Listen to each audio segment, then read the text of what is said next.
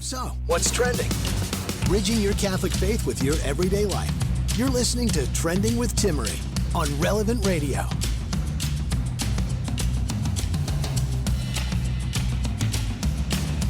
Welcome to our series this week on the Cardinal Virtue, specifically of Prudence. Join us all week long for this series of how to make more decisive decisions, to actually make decisions in your life and to make them with great virtue.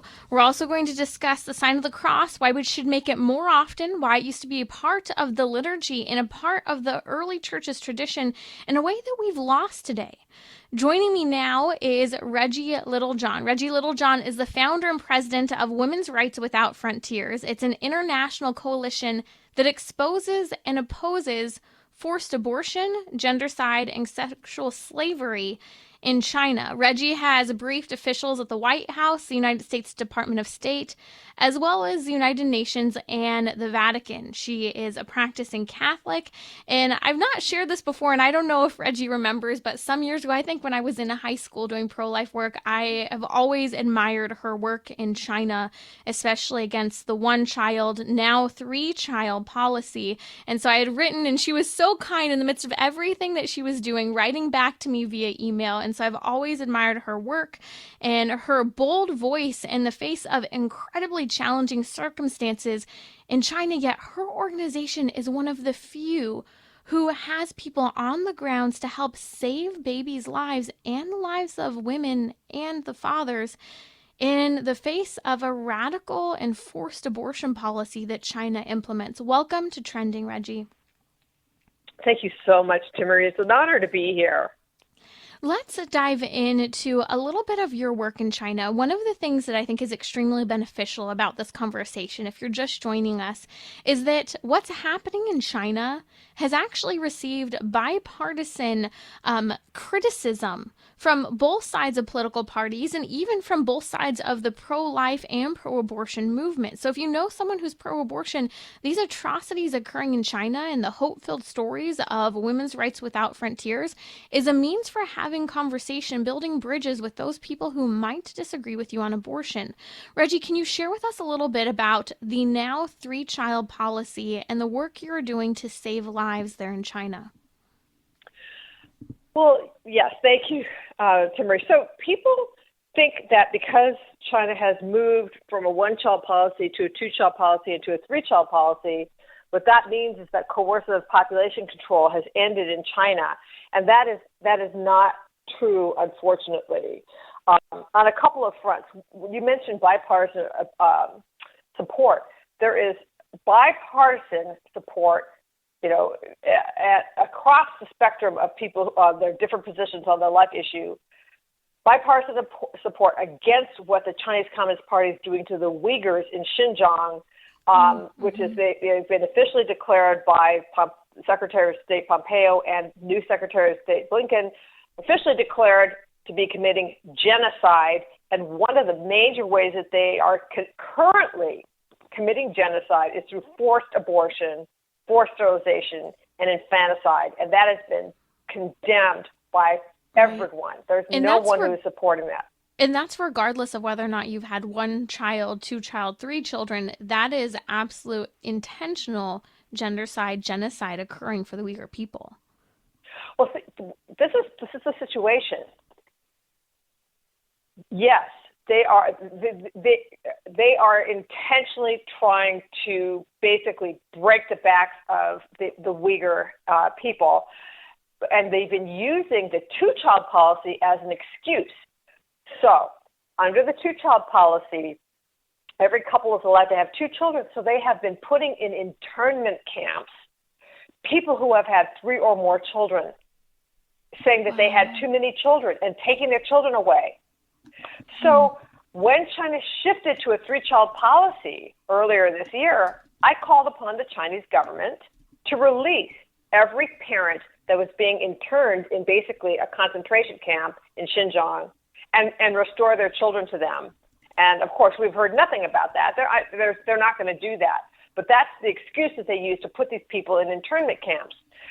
So now that we have a three-child policy, it was basically announced to the world in such a way that people believe that that forced abortion is not happening anymore. As I just mentioned, it is still happening in Xinjiang to the Uyghurs. But number two, the new rule is every couple is allowed to have 3 children. So, of course, 4th children are still subject to forced abortion, and I was a 4th child of my parents. So under the 3-child policy, I would have been forcibly aborted. And then beyond that, you have to be part of a couple to have a baby. So people who are not part of a couple, in other words, unmarried women, single moms, are still subject to forced abortion under the 3-child policy. And in August, I think it was, of 2020, Radio Free Asia came out with a report that mentioned the fact that, according to an official Chinese news outlet, China routinely forcibly aborts, or they don't admit that it's forcible, but they routinely abort 8 million quote-unquote extra pregnancies a year in China. What's an extra pregnancy? That's a pregnancy that is without permission, an illegal pregnancy. That, under the 2-child policy, would have been unmarried women and 3rd children. And I believe that the vast majority of those 8 million abortions were unmarried women, and that's going to continue under the 3-child policy. Can you speak to the imbalance that forced abortion, gender side, has done there in China, especially surrounding the fact that the population has been imbalanced now with too many, we won't even say too many men, but more so too little women to marry the men there in China? Well, sure. So under the 1-child policy, people figured if they can only have one kid, they would rather have it be a boy. Then in the 2-child policy, which is most of our work has been done under the 2-child policy. The work saving baby girls has been done since the 2-child policy. What demographers have found is that couples are willing to, if the first child is a girl, they're willing to let her live, thinking, okay, we can have a boy on the second child. And so then women are forced, not by the government, but by their own families, their husbands and their mother-in-law typically, to abort or abandon a second daughter. And then my concern with the 3-child policy is that most couples in China don't even want to have a second child, much less a 3rd child, because it's so expensive in China, and because they've been brainwashed and browbeaten into thinking that 1 child is the best. Right. So my concern is that under the 3-child policy, that the only couples that are going to be willing to go to the effort and expense of having a 3rd child are those who have 2 girls. And I believe that the vast majority of the babies born that 3rd child are going to be boys.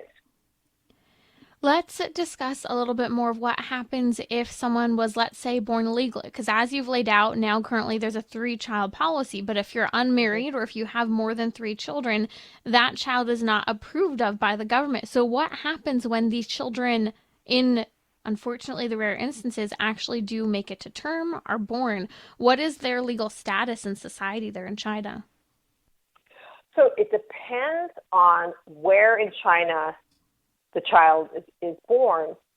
So there's, China's a big country, and their authority, the central government is not, it's not as powerful there as it is here. Like here, if the Supreme Court does something, then it's implemented uniformly across the land. It's not true in China. So an illegal baby, these can you imagine that a person's existence is illegal? I mean, it's something we can't even think about. So it's an illegal pregnancy in China. 2 things can happen. One is the person can be forcibly aborted. One thing is they can be offered a fine, to pay a fine, but the fine is so steep, it could be up to 10 times a person's annual income, that most people can't afford to pay it, and so then they are forcibly aborted, but then the officials say, well, she chose to have that abortion because she chose not to pay the fine. Actually, she just couldn't pay the fine. So if the baby is born, they can be hidden. So there's a whole population of hidden babies in China, or hidden people in China, that they have no official status. They don't have a birth certificate. They don't they can't officially work. They can't officially marry. They can't officially travel because they were just hidden by their parents. And so there's really a 2-tiered society of the people who are legally born and have hukou, household registration, and then people who are not. But that's the only alternative for some of these illegal babies or these illegal people, because if your parents can't afford to pay what they call a social compensation fee, you can't get a birth certificate and you can't be legal. You're an illegal person in your own country for your entire life. If you're just joining us, that's Reggie Littlejohn. Her organization is Women's Rights Without Frontiers. We'll post a link to that on our show notes at relevantradio.com/trending. But again, that's Women's Rights Without Frontiers.org. Now, Reggie, you have people on the ground listening, watching, so that people here from America can offer resources to help save babies and families there in China. Can you share with us some of the good news of how you've been able to intervene and save the lives of babies? Oh, thank you for asking that. Yeah, we're actually the only organization in the world with boots on the ground inside of China, actively saving baby girls and also abandoned widows. And the reason that we're the only organization is because it's extremely dangerous work. Okay, so the Chinese government doesn't like people. These are local people. It's not like I go over to China and help the babies. These are local people who are helping them, who are extremely brave. And what we do is, I'll just give an example. Best way to explain this is just by an example. So a number of years ago, there was a woman who was pregnant, and her mother-in-law was pressuring her to have an ultrasound to see whether she's carrying a boy or a girl.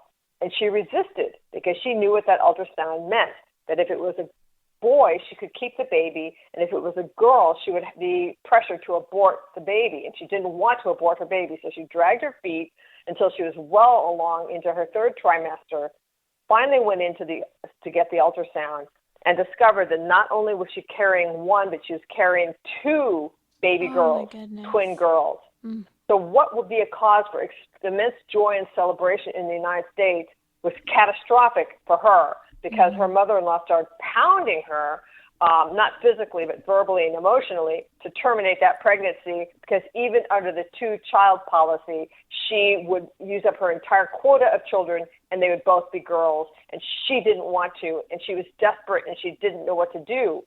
So thank God, our field worker heard about her, went to her door and said, "Congratulations on your twin daughters. Girls are as good as boys. And we will offer you 2 monthly stipends for a year to empower you to keep those daughters." So, because what we do is we offer them $25 a month in the local currency, in the Chinese currency, to empower them to keep their daughters. And so she was able to go to her husband and to her mother-in-law and say, "Look, I can't abandon these baby girls. They're lucky girls. Look, they're already bringing money into the family." And we have saved about 300 baby girls in China with this method. Wow, Reggie, that's incredible. We so often here in the United States, we'll talk about how new life is a gift. With every child, comes a loaf of bread underneath the arm, but sometimes that requires someone else being willing to help. And I even think, the blessings in my own life with having our baby girl and how generous everyone was in supporting, our first baby in the family.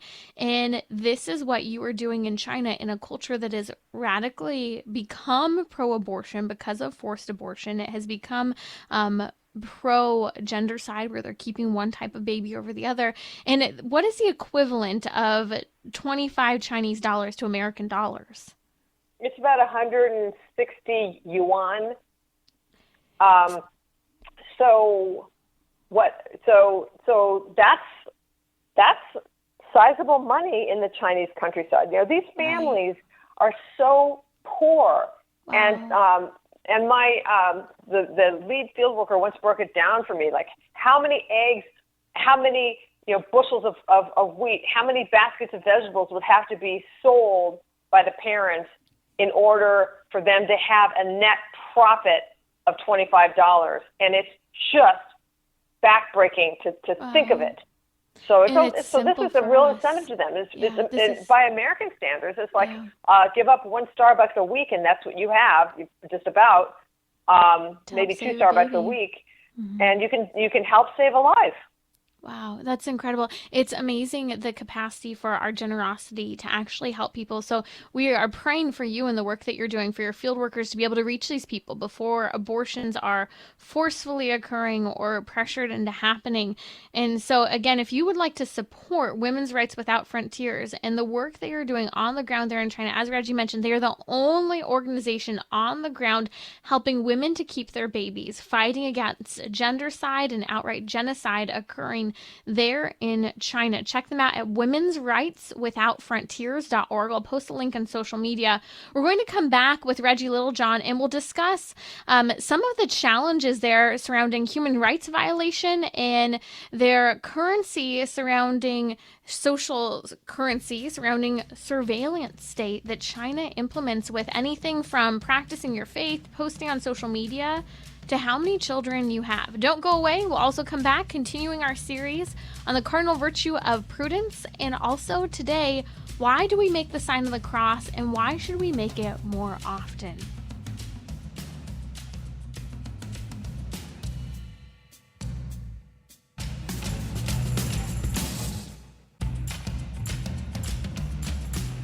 So, what's trending? Bridging your Catholic faith with your everyday life.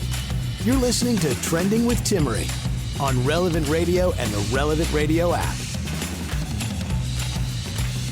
We're going to dive into the topic of why we make the sign of the cross over the bodies. Is this rooted in Scripture? Did you know it's actually in the Old Testament as well? Did you know the early church made the sign of the cross repeatedly over and over again, and they're coming, they're going before bed, before a meal, before standing up, sitting down, laying down? Why did they do that, and why have we lost this? We're also going to continue our series on the cardinal virtue of prudence, making decisive decisions, taking action in our lives, but in the right way. Joining me now is Reggie Littlejohn. She's been sharing about the life-saving work of her organization, Women's Rights Without Frontiers. She is the founder and president of this organization that works as an international coalition exposing everything from forced abortion, gendercide, and sexual slavery in China. Now, China, you may have followed what has been happening with their now social credit system and a surveillance state that has been implemented in China.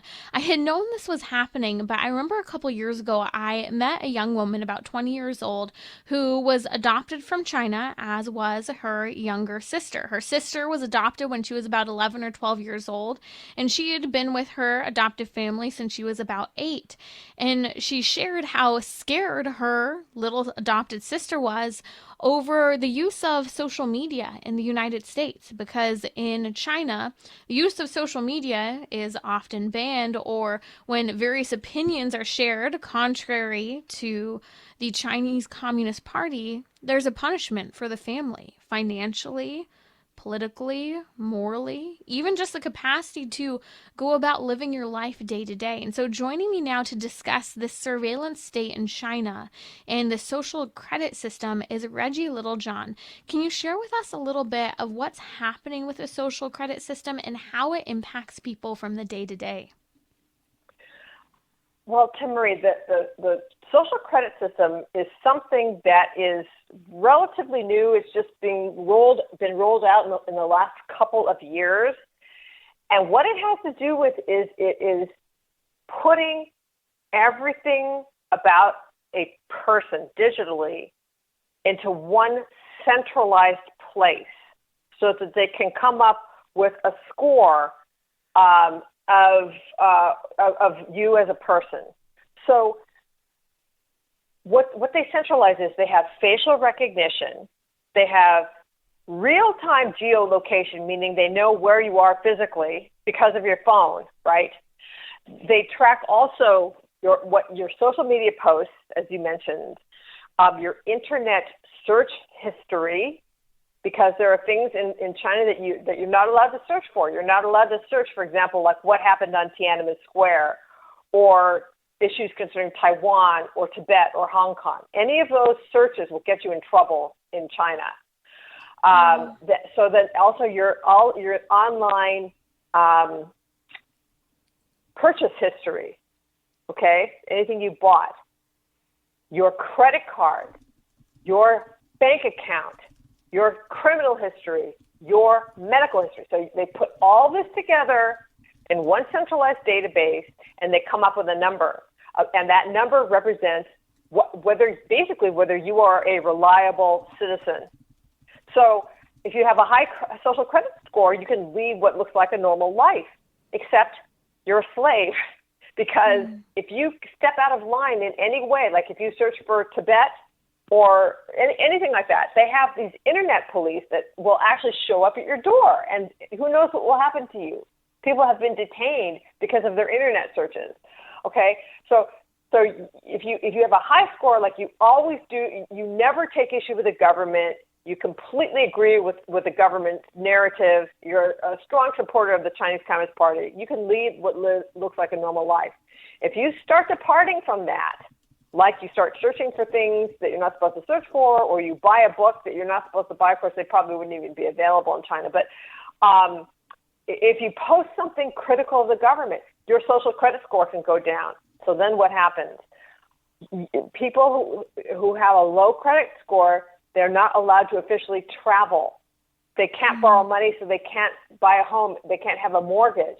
Their kids will not go into the school, a good school. They can lose their jobs if your score goes even lower than that, because all of these things are attached to your bank account and your credit cards. And because they have a cashless society, they can turn off your credit cards. They can cut you off from your bank account so you can't buy food. And if it goes even lower than that, like if you are a true dissident and are really trying to expose and oppose the atrocities of the Chinese Communist Party, you can be disappeared very quickly because of the real-time geolocation and the facial recognition. They know exactly where everybody is in China. So that's the kind of surveillance state that China is, and that's why your friend's younger sister was so terrified when she saw people posting, because the kinds of things that's the kind of thing that can get you in a lot of trouble in China. And for a 12-year-old to have that level of fear and knowledge and understanding, it's scary. And at the same time, people will start to compare this even to what's happening in the United States surrounding, for example, social media posts. Tons of people, if you don't follow a particular narrative about COVID, if you disagree, people's social media accounts aren't just being, posts being taken down, but they're being deleted and blocked from utilizing everything from YouTube, Twitter, and Facebook. But let's look at this with regard to something else. Can you comment on the concern you have regarding possible digital vaccine passport technology on cell phones and its similarity to what you've seen occur firsthand with China's social credit system? Yes, this is so important, Timmerie. So I have I started an initiative together with another organization. It's called StopVaxPassports.org. And you can look it up. And the reason I did this was because of exactly what you said. According to tech experts, and the main one I'm relying on, his name is Jay Valentine, and he was the one who designed the fraud detection software for eBay. So he's a serious tech expert. According to tech experts, the digital vaccine passport utilizes a platform that could incorporate all the functionality of the China social credit system. So I just want to be clear. I'm not an anti-vaxxer. I've traveled around the world. I've been vaccinated for just about everything you can think of. And so I'm not talking about the vaccine. And I'm not even talking about the paper vaccine, like if you have a certificate that's a piece of paper that says I've been vaccinated. I'm not talking about that. I'm talking about a digital vaccine passport that is on your phone. According to Jay Valentine, according to somebody else named Naomi Wolf, all the functionality of the China social credit system can be attached to that digital passport, and it could be an open door to mass surveillance and even totalitarianism wherever it is implemented, including in the United States. Wow. And this is a lot to look at. I know many people are concerned about freedoms violations from everything from being forced to have a vaccine. In fact, California last night is trying to push through and gut current bills to force vaccinations for employees, as well as anyone who wants to shop in public places in California. But this is that is a huge problem, but as is this, focusing on the fact that the technologies in a potential digital vaccine passport is similar to the same infrastructure of the Chinese social credit system. We know that we have everything from facial recognitions on iPhones to fingerprinting to geolocation on iPhones. In fact, many people have seen firsthand that they have received pings on their phone from the government in local areas, letting them know, oh, you've been in close proximity to someone else who's had a vaccine. Part of the reason they've been able to do that is because of geomapping, geolocation. So do you find that this is disheartening and concerning from an American perspective? Some people might say this is a slippery slope, but others might say, well, we're not that far off. Okay. This is not a slippery slope. This is jumping off the cliff. So as you said, and as Jay Valentine says, all of these different things are already being surveilled, okay? So your internet search history is already captured. Your internet purchasing history is captured. Your social media posts are captured. All these things are captured, all right? The difference between China and the United States is in China, it's in a centralized, mandatory database. And in the United States, one area of what you do is not available to another area of what you do. So like if you go to the store and you buy coffee, for example, with a credit card at any store, that store, it's attached to your name that you bought this certain brand of coffee. So when you check out, you will get a coupon for a competing brand of coffee. Fine, whatever. We know that they're tracking our purchases in the grocery store, but that's not connected to your credit card or your bank account. You know what I'm saying? Yes. Your social media posts, our social media posts are not connected to our credit cards and our bank accounts and our geolocation. So that's what the vaccine passport does, because it's digital and because it's mandatory, that it provides the same platform or similar platform, a platform in which all this functionality could be attached in a matter of hours, not days, weeks, months, hours. And that's why this is jumping off the cliff. This is not like, okay, so they're surveilling something else. They're surveilling our vaccine status. Who cares? It's just one more thing. No, it is something where all of this stuff could be centralized. And so once that happens, and this is what Naomi Wolf really hammers on, once that happens, it will be very difficult to dissent anymore, because if you post something online that is a dissenting voice against the dominant narrative, whatever that is, that's attached to your credit card. It's attached to your bank account. It's attached to your geolocation. It's attached to your facial recognition. That's very frightening. We need to resist these passports. That's Reggie Littlejohn here on Trending with Timmerie. So what are you encouraging people to do, Reggie? Because, again, you said this isn't a slippery slope. The technology is there. It's just like what is already had with the Communist Chinese Party, with a surveillance state. What are people supposed to do? Okay, so first of all, I would encourage, this is a national broadcast. Wherever you are, like whatever state you're in, look for people who are doing something and join them, okay? So I know that there's people who are doing things in New York, in California. Today is a national truckers strike, and truckers are against these passports, and they are and mandates, and they're like not delivering their goods for one day. You know, I mean, there's all kinds of creative things to do, but also please go on our new website. It's called StopVaxPassports.org, and that's StopVaxPassports.org, and sign the petition. We've got about 4,300 signatures right now. I'd like to have 43,000 or 430,000 signatures, because the more signatures we have, the more clout we have to do things like we recently sent a letter to President Biden and Vice President Harris saying you got to stop these passports. We also just are right now, like this week, we are in the process of sending letters to every Republican senator and every Republican member of the House saying you've got to enact legislation to stop these things.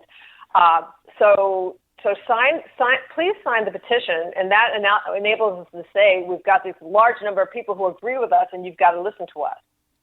To reiterate what you're saying, Reggie, it's important people understand this has nothing to do with whether or not to get the vaccine. It has to do with technologies potentially being implemented for a digital vaccine passport. These technologies that are very similar to the Chinese surveillance state and social credit system that you've seen firsthand with your work with Women's Rights Without Frontiers in China. So I want to encourage people to just check out, learn more about this. Stop vaxpassports.org. We're just talking about, again, digital passports that could lead to a social credit system like is currently implemented in China. Reggie, thank you so much for joining us. I want to encourage you to follow her work, support what they're doing there on the grounds in China to save babies, especially baby girls. Check them out at womensrightswithoutfrontiers.org.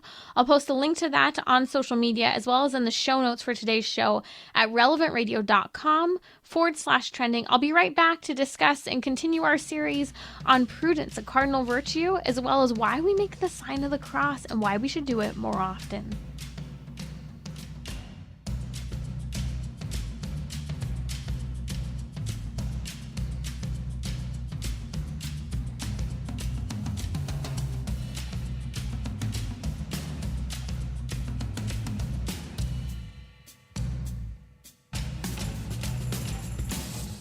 Catholic Order of Foresters is proud to sponsor the Relevant Radio studio line.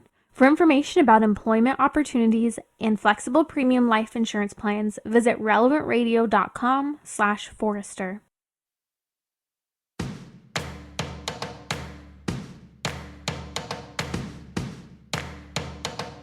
We're talking about what you're thinking about. You're listening to Trending with Timmerie on Relevant Radio and the Relevant Radio app.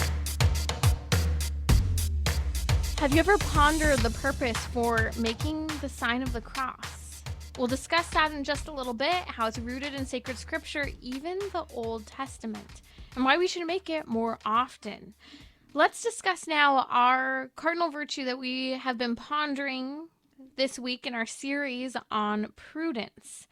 Yesterday, I dove into a deeper understanding to help us understand the importance of this great virtue, especially understanding that prudence is developing a natural sense of what to seek and what to avoid. This is important, as I mentioned, because we live in a trend in society of indecisiveness. The capacity to make decisions has dwindled, and the capacity to make good decisions has dwindled. Often people like to leave their options open, whether it has to do with who they marry, who they date, what commitments they make on Friday night, because they want to keep the possibilities open. In the end, it leads many people to making no choices, even failing to make good choices. So prudence is a cardinal virtue. Well, what's a cardinal virtue?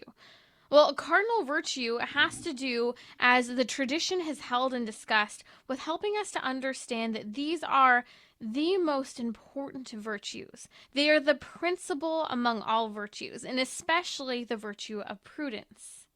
In fact, St. Thomas Aquinas discusses how prudence helps all the other virtues. It helps in directing the virtues.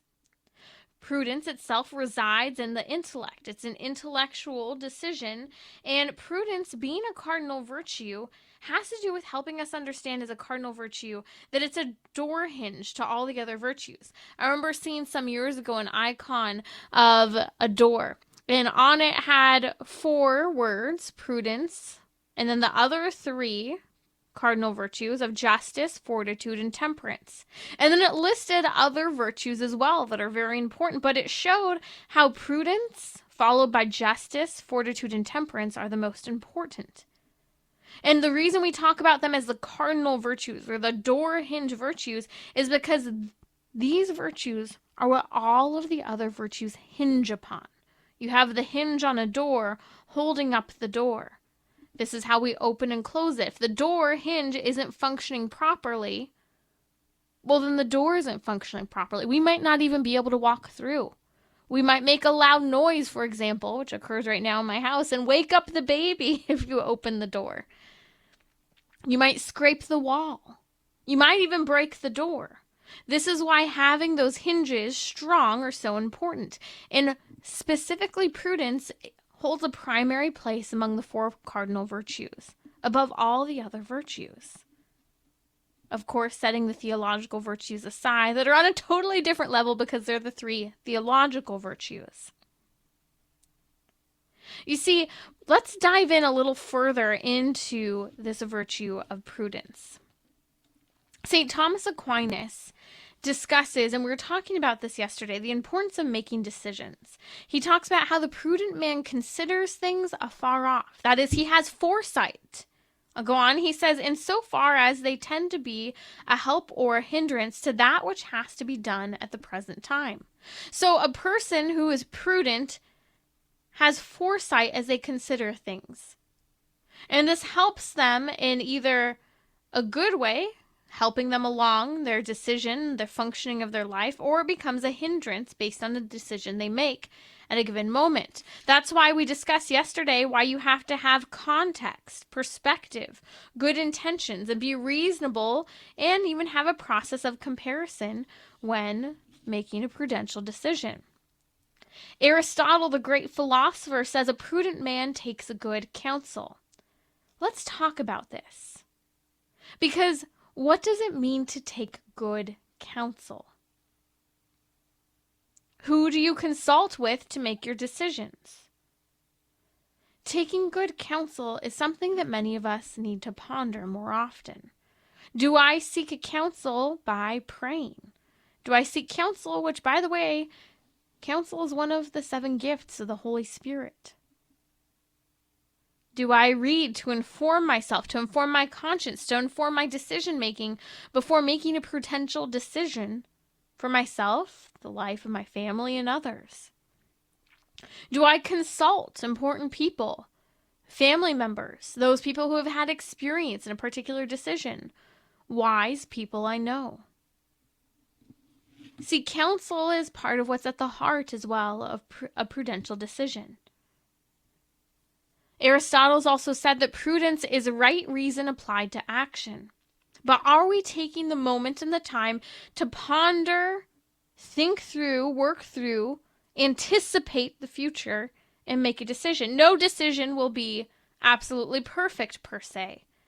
Sure, we can make a good decision and difficult circumstances could still come from it.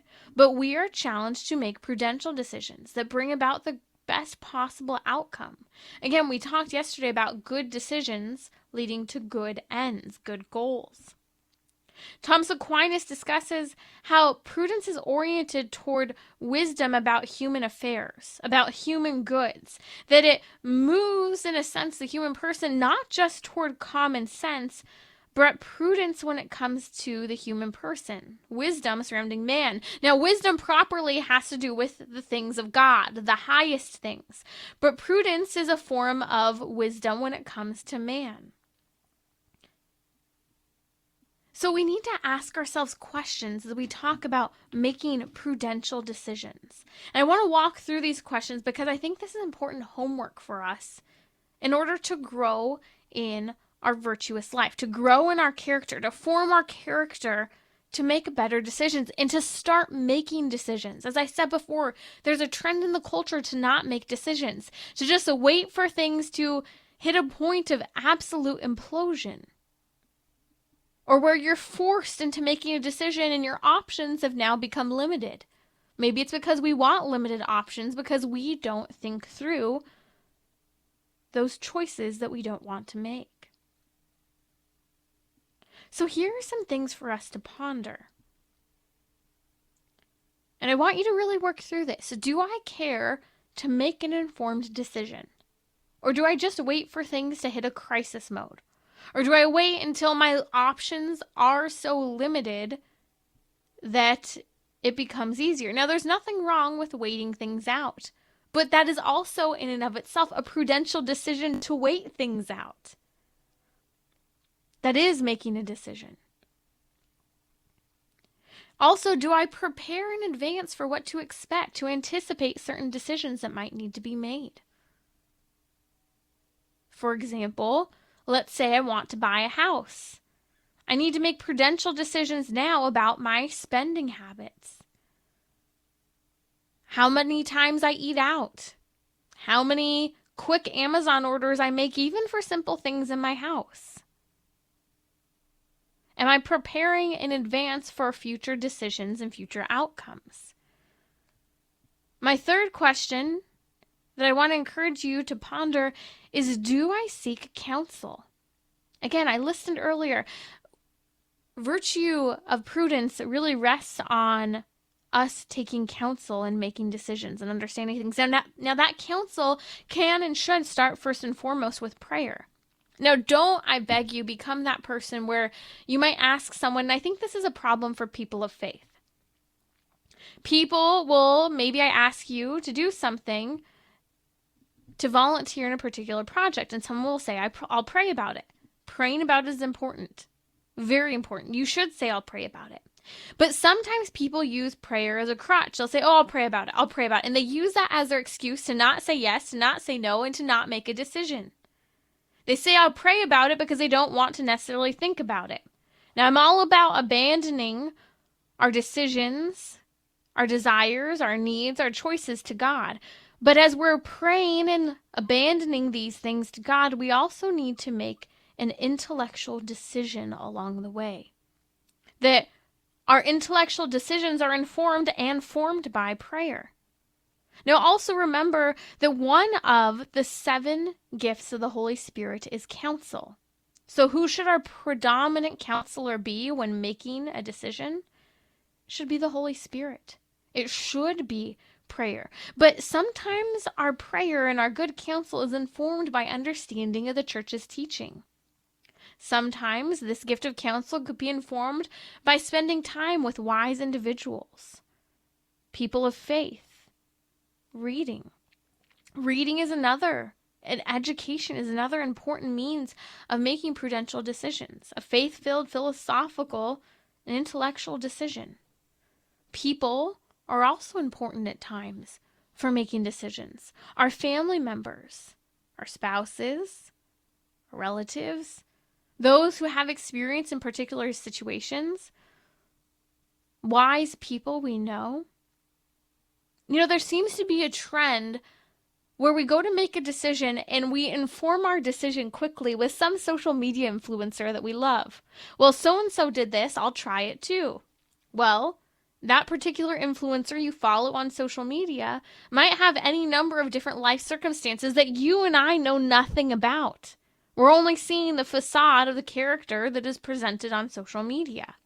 While their decision might be well-informed for them and well-chosen, just following what other people we admire do isn't necessarily the right path to take. Let's ponder for just a moment someone who practiced the virtue of prudence very well. It's the Blessed Virgin Mary. Why do I say this? Because Our Lady we saw as a model in sacred scripture. 2 instances off the top of my head that I can think of. One is the presentation in the temple, when Simeon makes a prophecy about Jesus Christ and the suffering Our Lady will endure. And what does she do? She ponders these things in her heart.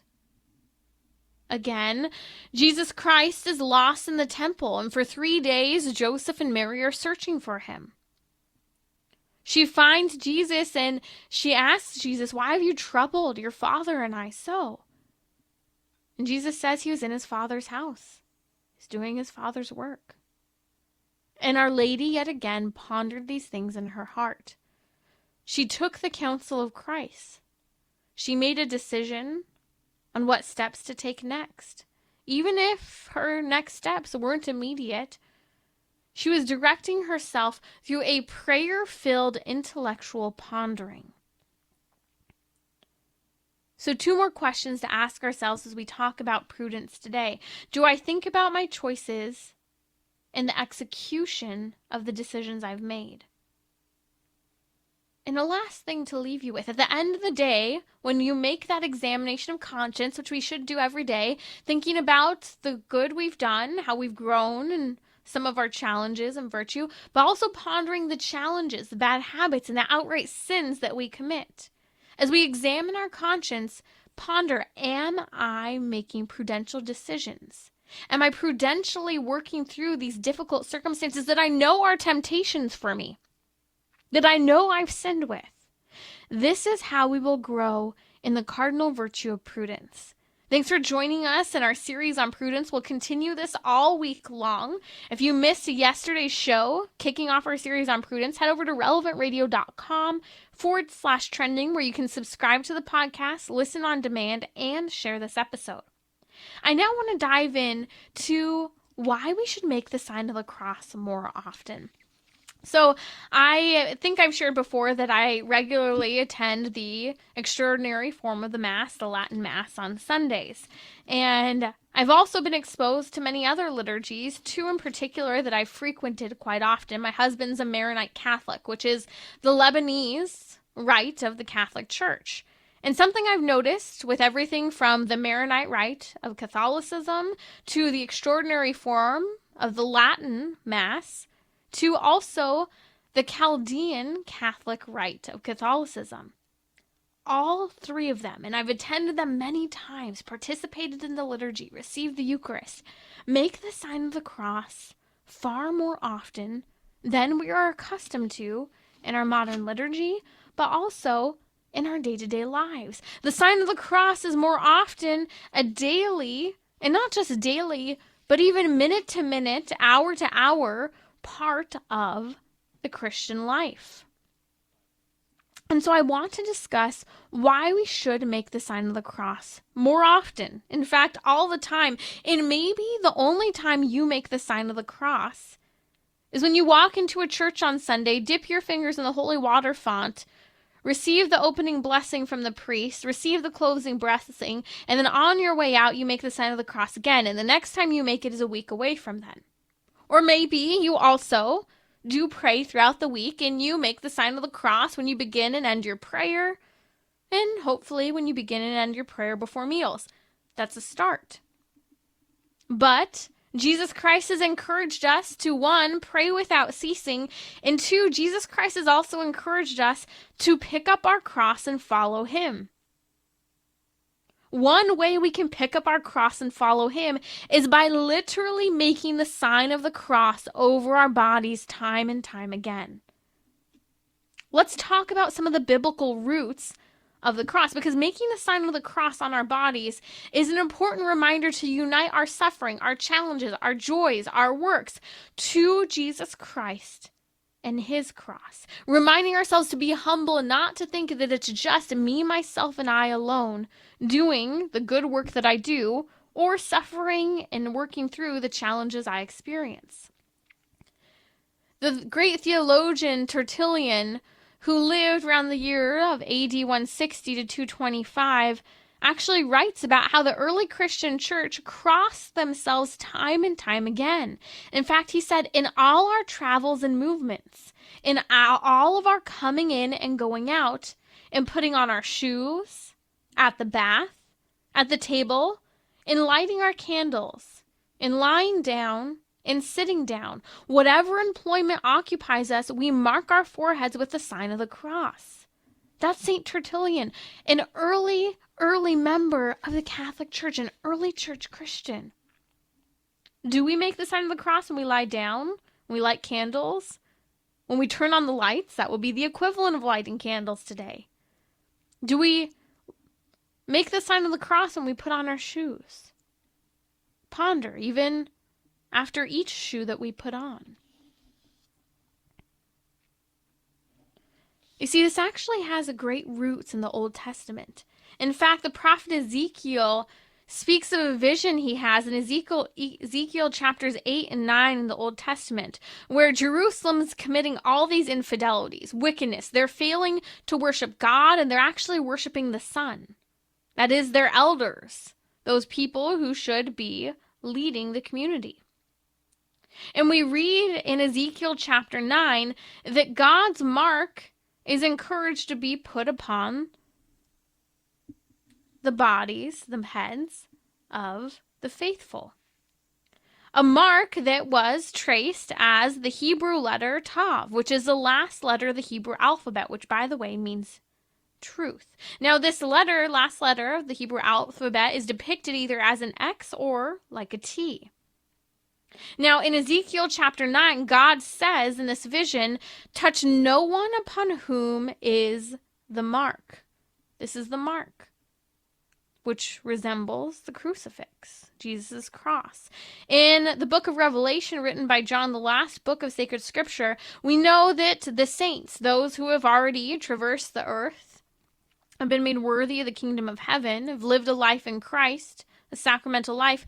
The saints are marked with a seal on their foreheads.